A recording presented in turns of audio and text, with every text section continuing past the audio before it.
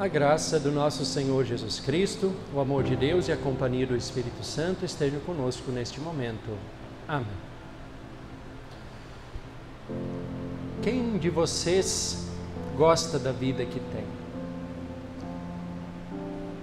A família, os amigos, os bens, os momentos de lazer, a profissão, o trabalho, planos e projetos para o futuro. A gente acaba se apegando a tudo isso, não é? Estar aqui neste mundo é bom, é muito bom. E por isso nós queremos permanecer aqui o máximo de tempo possível, não é mesmo? Quando tudo vai bem, sim. Mas e quando surgem os problemas?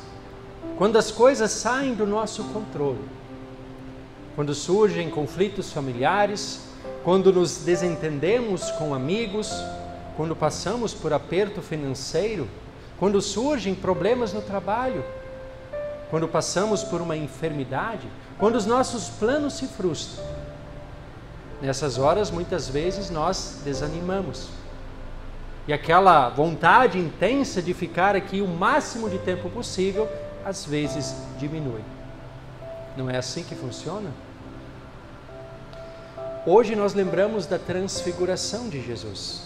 Quando Jesus então se manifesta em sua glória divina ao lado de Elias e Moisés na presença de 3 dos seus discípulos, os privilegiados Pedro, Tiago e João.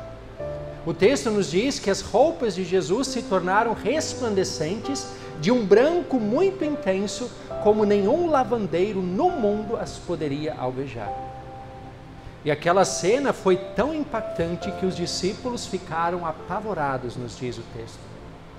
E Pedro, mesmo sem saber o que dizer, ele fala algo muito bonito. Mestre, bom é estarmos aqui. Façamos 3 tendas, uma para o Senhor, outra para Moisés e outra para Elias. Pedro, ele gostava de falar. Ele não perdia uma boa oportunidade para se manifestar, para fazer o uso da palavra. Mesmo que em várias situações ele tenha falado até um pouco demais. Mas aqui as palavras de Pedro, elas nos ensinam algo muito importante. Apesar do pavor que aqueles discípulos estavam sentindo, era bom estar ali. Ver a divindade de Jesus Cristo, o Filho de Deus em sua glória, deve ter sido algo fascinante. Tão bom que nem dá vontade de sair daquele lugar. E por isso que Pedro propõe que eles construam 3 tendas, uma para Jesus, outra para Moisés e outra para Elias. Percebam que Pedro ele nem se preocupa com ele, com os seus companheiros, mas ele apenas se importava com aquilo que estava ali diante dos seus olhos. A visão maravilhosa que eles estavam tendo. Eu imagino que esse pavor que esses discípulos sentiram deve ter sido uma mistura de temor com maravilhamento. Aquilo era pavoroso, talvez, deixou eles com medo, mas ao mesmo tempo eles ficaram encantados, maravilhados. Era tão bom ver aquela cena que a vontade era de ficar por lá e esquecer todo o resto.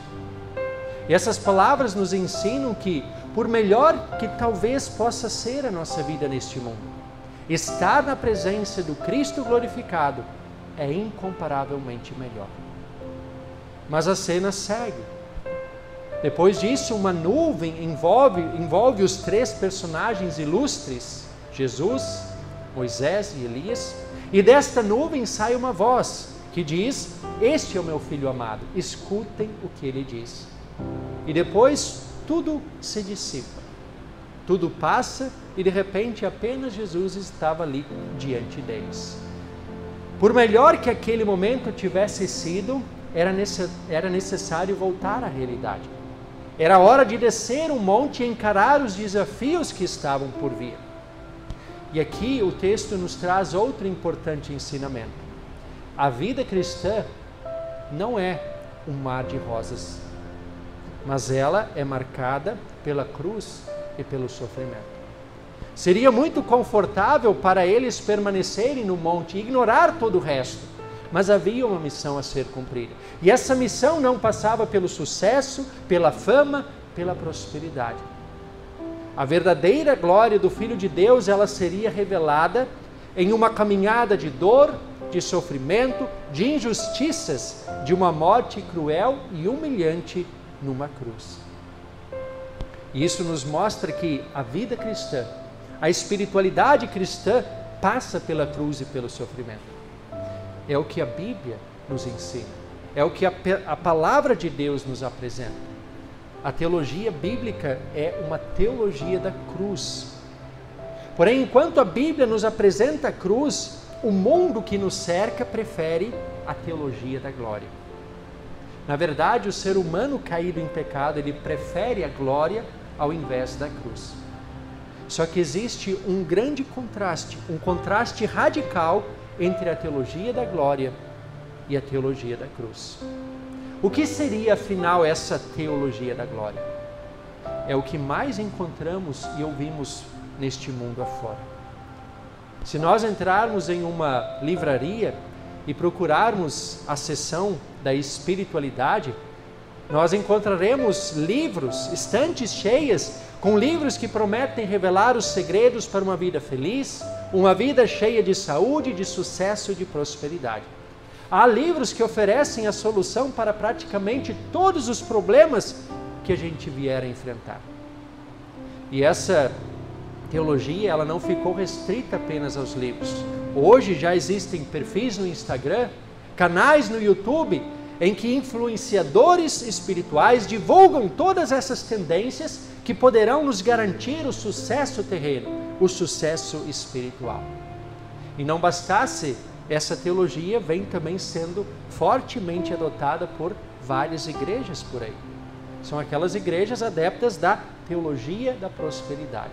E aí, nesse sentido, teologia da glória e teologia da prosperidade são sinônimos. São a mesma coisa. E não é por acaso que essas igrejas têm atraído multidões. Por que será?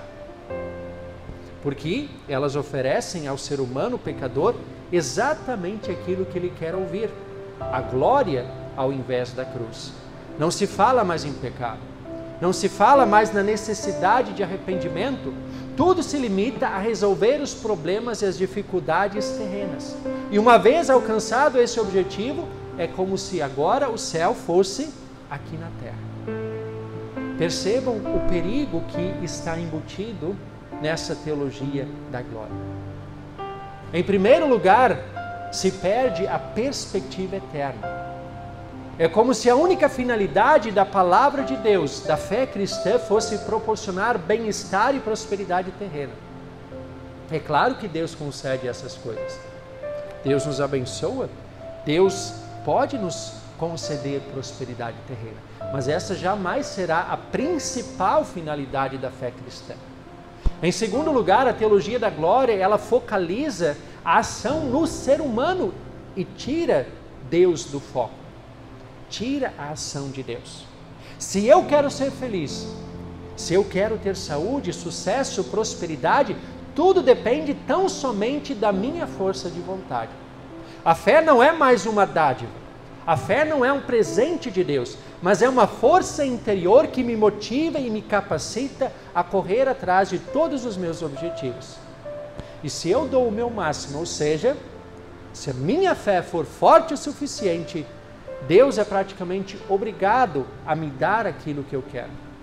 Percebam como que há uma inversão da autoridade. O ser humano quer determinar o que Deus deve lhe dar. Deus acaba se tornando apenas um meio para o ser humano alcançar os seus objetivos terrenos. E esses dois problemas, eles nos levam a um terceiro problema, que é o mais grave. Se não há mais perspectiva eterna, se o único objetivo é alcançar o bem-estar e a prosperidade terrena, fazendo da terra o próprio céu, para que então Jesus Cristo teve que sofrer e morrer uma morte tão injusta, uma morte tão cruel? Qual seria o objetivo, a finalidade da obra consumada de Cristo? O que, no fundo, a teologia da glória faz é anular toda a obra salvífica de Jesus Cristo. E se ainda há alguma fagulha de perspectiva eterna, algum resquício de perspectiva eterna, ela acaba sendo consumida pela falsa ideia de que tudo depende do ser humano.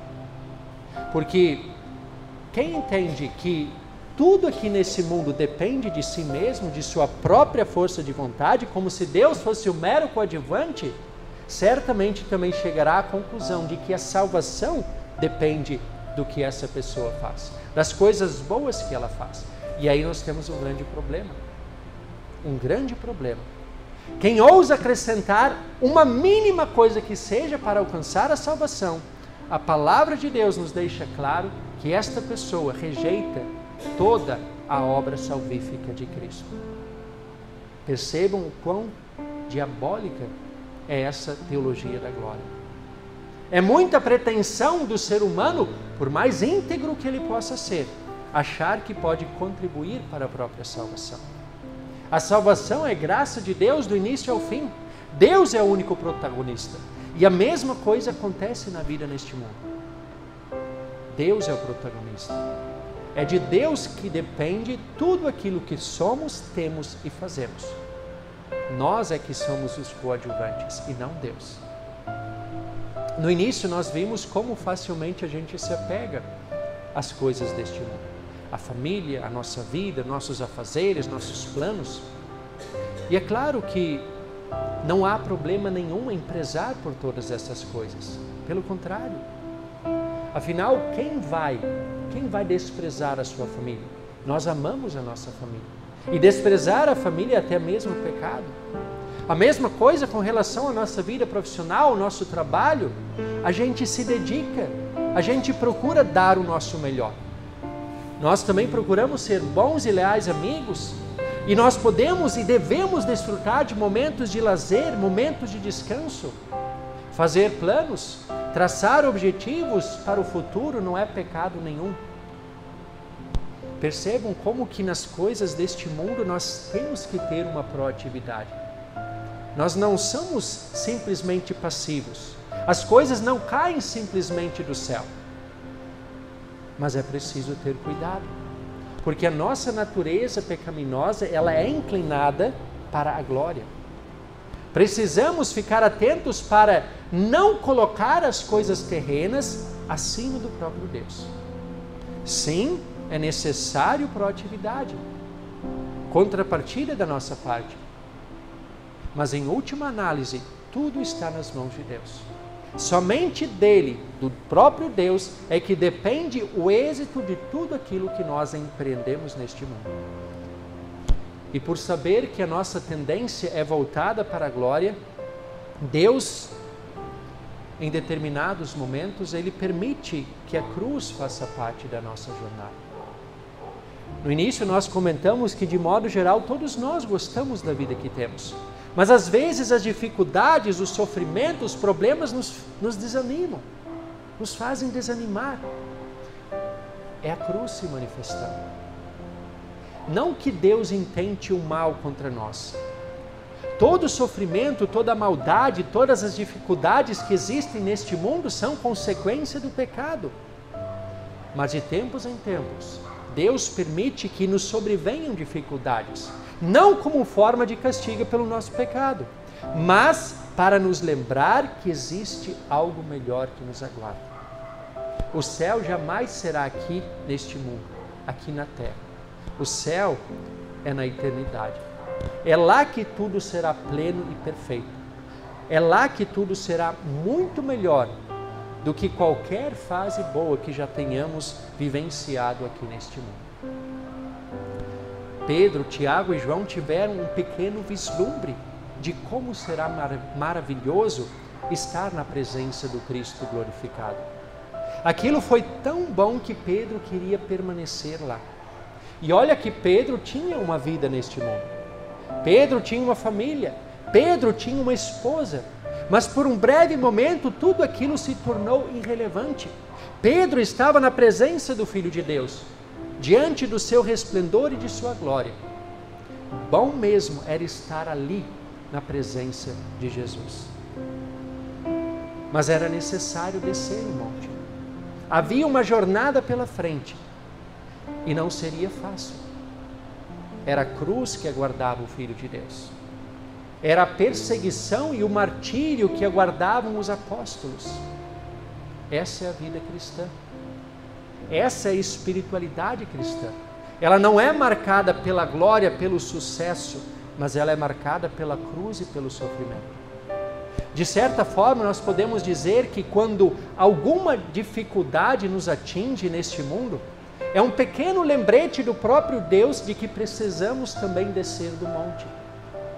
Que precisamos nos desapegar um pouco da glória deste mundo e nos apegar àquilo que realmente interessa. Aquele lugar melhor, aquele algo melhor que nos aguarda. Jesus, ele alertou que no mundo passaríamos por dificuldades, mas ele também exortou para que tivéssemos bom ânimo, coragem, pois ele venceu o mundo. E essa vitória de Cristo passou pela cruz. No mundo nós podemos enfrentar inúmeras dificuldades, mas a maior delas Cristo suportou em nosso lugar. E essa é a teologia da cruz. Essa é a verdadeira teologia bíblica. Nós temos um Deus não distante, um Deus que apenas de longe assiste ao nosso sofrimento, mas nós temos um Deus que sofre por nós. E aqui é importante frisar, ao entregar a sua vida na cruz, Jesus Cristo não sofreu junto com a humanidade, mas ele sofreu em lugar da humanidade, em meu e em seu lugar. E ele ainda nos garantiu que diante de todos os demais desafios e dificuldades que enfrentaríamos neste mundo, ele mesmo nos daria alívio e descanso. Venham a mim todos vocês que estão cansados e sobrecarregados, e eu os aliviarei, disse Jesus. E além disso, ainda prometeu permanecer conosco até o fim dos tempos.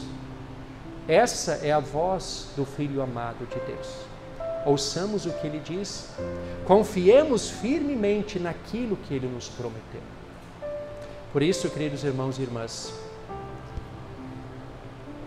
se você está satisfeito com sua vida neste mundo, não deixe que essa satisfação faça com que você se esqueça daquilo que é muito melhor, daquele algo melhor que nos aguarda.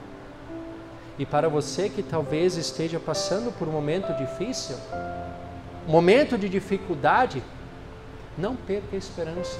Concentre a sua esperança neste algo melhor que está lhe aguardando. Enfim, estejamos contentes ou descontentes, lembremos sempre de que nem olhos viram, nem ouvidos ouviram, nem jamais penetrou em coração humano o que Deus tem preparado para aqueles que o amam. Vocês podem ter a certeza de que aquilo que Deus nos preparou é algo muito melhor do que qualquer coisa que nós já tenhamos vivenciado neste mundo. Creiamos nisto, em nome de Jesus. Amém.